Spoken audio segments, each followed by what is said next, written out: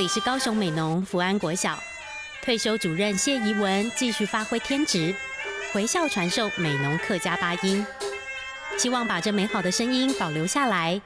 优美的乐声吸引家住学校附近的学生前来学习。因为每次在家里听到客家八音的声音非常悦耳，然后就让我起了这份兴趣。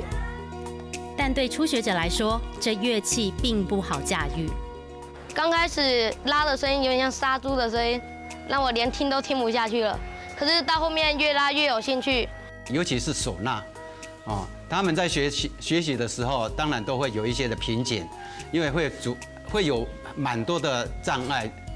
就算再难再苦，练习时频频出错，但孩子们为传承在地文化不断努力着。刚开始没什么兴趣，但是想想看，那是我们传统的文化，就想试试看。没想到越学越有兴趣。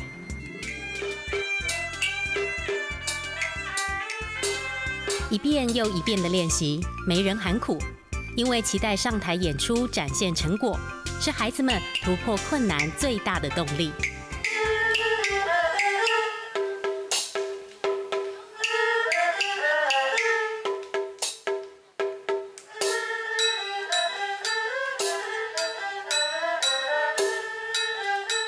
身为美浓客庄子弟，孩子们清楚了解，这不只是兴趣，他们必须不断努力，才能让美浓八音的好声音继续传递下去。